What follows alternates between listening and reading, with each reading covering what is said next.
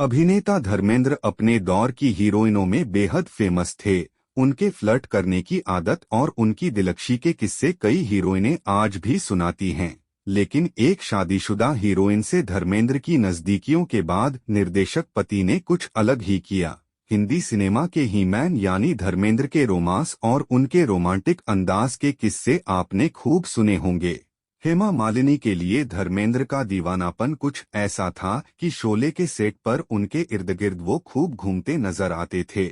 लेकिन धर्मेंद्र का दिल सिर्फ हेमा मालिनी पर ही नहीं आया था, बल्कि एक सुपरस्टार एक्ट्रेस और धर्मेंद्र की नजदीकियों की खबरों ने उस दौर में खूब सुर्खियां बटोरी थी, क्योंकि ये सुपरस्टार एक्ट्रेस धर्मेंद्र से बड़ी थी और शादीशुदा थी। इन दोनों की नजदीकियों की खबरें इस एक्ट्रेस के पति के पास भी पहुंच गईं, जो खुद एक बड़ा निर्देशक थे। दरअसल ये एक्ट्रेस थीं मीना कुमारी, जिनका धर्मेंद्र के प्रति बढ़ता लगाव हर किसी को नजर आ रहा था।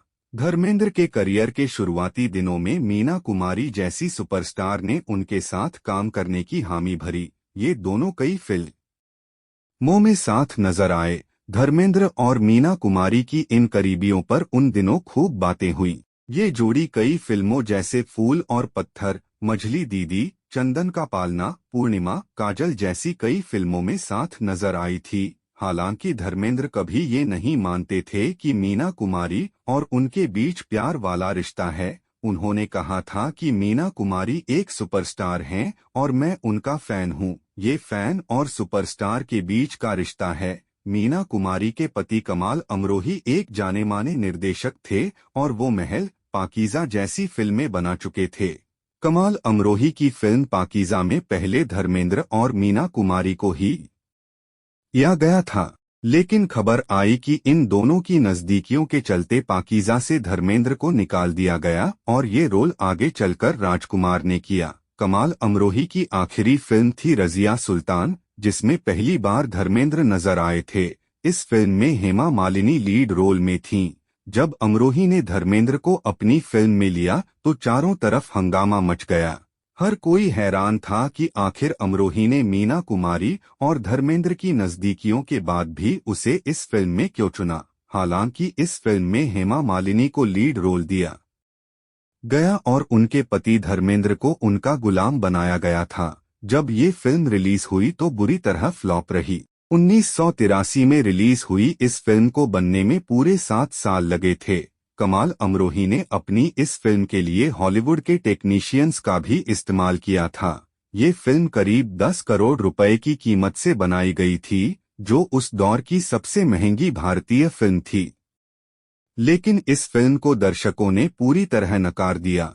ये फिल्म सुपर फ्लॉप साबित हुई। रज़िया सुल्तान फिल्म ने पूरी दुनिया में मिलकर 2 करोड़ की ही कमाई की और ये हिंदी सिनेमा की सबसे बड़ी फ्लॉप फिल्म साबित हुई।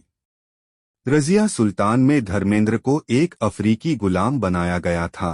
पूरी फिल्म में हिंदी फिल्मों का ये हैंडसम हंक मुंह काला किए नजर आया था। जब फिल्म फ्लॉप हुई तो फिल्मी गलियारे में ये खबरें खूब उड़ी कि ये रोल करवाकर कमाल अमरोही ने धर्मेंद्र से बदला लिया है। हालांकि कमाल अमरोही ने इन खबरों पर कहा था कि ऐसा नहीं है। मीना कुमारी की किसी भी बात के लिए वो धर्मेंद्र को जिम्मेदार नहीं मानते। साथ ही उन्होंने धर्मेंद्र को इस रोल के लिए इसलिए चुना क्योंकि उनकी उर्दू काफी अच्छी थी, जो इस फिल्म के लिए जरूरी थी। कमाल अमरोही की फिल्म रज़िया सुल्तान उस दौर में भले ही एक बड़ी फ्लॉप फिल्म साबित हुई, लेकिन आज इस फिल्म को एक क्लासिक फिल्म के तौर पर याद किया जाता है। ये फिल्म कई मायनों में हिंदी सिनेमा की दुनिया में एक बड़ा कदम थी। इस फिल्म में पहली बार हेमा मालिनी और परवीन बाबी के बीच समलैंगिक रिश्तों की भी हल्की झलक दिखाई गई थी।